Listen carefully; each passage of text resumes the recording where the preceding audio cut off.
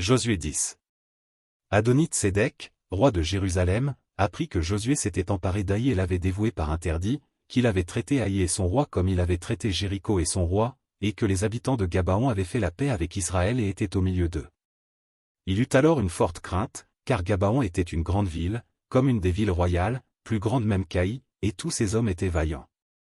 Adonit-Sédec, roi de Jérusalem, fit dire à Oham, roi d'Hébron, à Piréam, roi de Jarmuth, à Japhia, roi de Laki, et à Debir, roi d'Églon. Montez vers moi, et aidez-moi, afin que nous frappions Gabaon, car elle a fait la paix avec Josué et avec les enfants d'Israël. 5 rois des Amoréens, le roi de Jérusalem, le roi d'Hébron, le roi de Jarmuth, le roi de Laki, le roi d'Églon, se réunirent ainsi et montèrent avec toutes leurs armées, ils vinrent camper près de Gabaon, et l'attaquèrent. Les gens de Gabaon envoyèrent dire à Josué, au camp de Gigal, n'abandonne pas tes serviteurs, monte vers nous en hâte, délivre-nous, donne-nous du secours, car tous les rois des Amoréens, qui habitent la montagne, se sont réunis contre nous. Josué monta de Gigal, lui et tous les gens de guerre avec lui, et tous les vaillants hommes. L'Éternel dit à Josué, ne les crains point, car je les livre entre tes mains, et aucun d'eux ne tiendra devant toi. Josué arriva subitement sur eux, après avoir marché toute la nuit depuis Gigal. L'Éternel les mit en déroute devant Israël, et Israël leur fit éprouver une grande défaite près de Gabaon, les poursuivit sur le chemin qui monte à Beth-Horon, et les battit jusqu'à Azéka et à Makéda. Comme ils fuyaient devant Israël, et qu'ils étaient à la descente de Beth-Horon, l'Éternel fit tomber du ciel sur eux de grosses pierres jusqu'à Azéka, et ils périrent, ceux qui moururent par les pierres de grêle furent plus nombreux que ceux qui furent tués avec l'épée par les enfants d'Israël.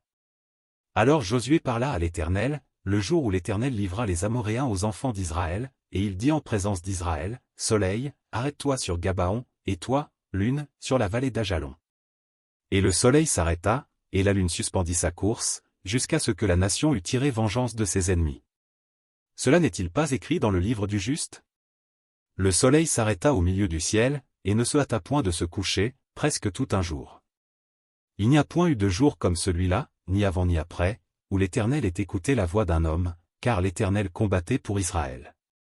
Et Josué, et tout Israël avec lui, retourna au camp à Gigal. Les 5 rois s'enfuirent, et se cachèrent dans une caverne à Makéda. On le rapporta à Josué, en disant, les 5 rois se trouvent cachés dans une caverne à Makéda. Josué dit, roulez de grosses pierres à l'entrée de la caverne, et mettez des hommes pour les garder. Et vous, ne vous arrêtez pas, poursuivez vos ennemis, et attaquez-les par derrière, ne les laissez pas entrer dans leur ville, car l'Éternel, votre Dieu, les a livrés entre vos mains. Après que Josué et les enfants d'Israël leur eurent fait éprouver une très grande défaite, et les eurent complètement battus, ceux qui purent échapper se sauvèrent dans les villes fortifiées. Et tout le peuple revint tranquillement au camp vers Josué à Makéda, sans que personne remuât sa langue contre les enfants d'Israël. Josué dit alors, ouvrez l'entrée de la caverne, faites en sortir ces 5 rois, et amenez-les-moi. Ils firent ainsi, et lui amenèrent les 5 rois qu'ils avaient fait sortir de la caverne, le roi de Jérusalem, le roi d'Hébron, le roi de Jarmuth, le roi de Laki, le roi d'Églon. Lorsqu'ils eurent amené ces rois devant Josué, Josué appela tous les hommes d'Israël, et dit aux chefs des gens de guerre qui avaient marché avec lui, approchez-vous, mettez vos pieds sur les coups de ces rois. Ils s'approchèrent, et ils mirent les pieds sur leurs coups. Josué leur dit, ne craignez point et ne vous effrayez point, fortifiez-vous et ayez du courage, car c'est ainsi que l'Éternel traitera tous vos ennemis contre lesquels vous combattez. Après cela, Josué les frappa et les fit mourir, il les pendit à 5 arbres, et ils restèrent pendus aux arbres jusqu'au soir. Vers le coucher du soleil, Josué ordonna qu'on les descendît des arbres, on les jeta dans la caverne où ils s'étaient cachés, et l'on mit à l'entrée de la caverne de grosses pierres, qui y sont demeurées jusqu'à ce jour.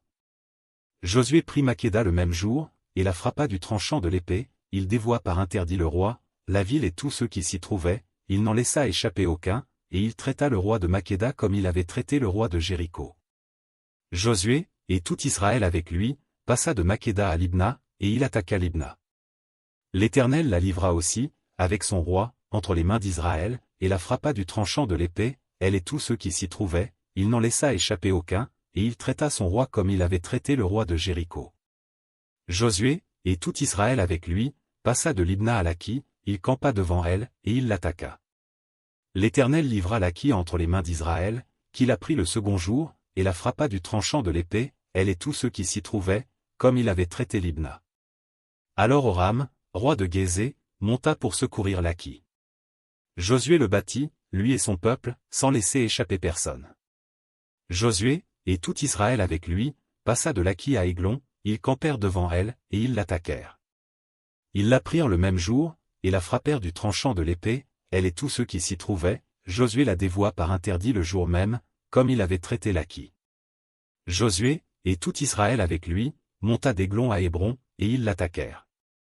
Ils la prirent, et la frappèrent du tranchant de l'épée, elle, son roi, toutes les villes qui en dépendaient, et tous ceux qui s'y trouvaient. Josué n'en laissa échapper aucun, comme il avait fait à Aiglon, et il la dévoua par interdit avec tous ceux qui s'y trouvaient. Josué, et tout Israël avec lui, se dirigea sur Debir, et il l'attaqua. Il la prit, elle, son roi, et toutes les villes qui en dépendaient, ils les frappèrent du tranchant de l'épée, et ils dévouèrent par interdit tous ceux qui s'y trouvaient, sans en laisser échapper aucun. Josué traita Debir et son roi comme il avait traité Hébron et comme il avait traité Libna et son roi. Josué bâtit tout le pays, la montagne, le midi, la plaine et les coteaux, et il en bâtit tous les rois. Il ne laissa échapper personne, et il dévoua par interdit tout ce qui respirait, comme l'avait ordonné l'Éternel, le Dieu d'Israël. Josué les bâtit de Kadès-Barnéa à Gaza, il bâtit tout le pays de Gozen jusqu'à Gabaon.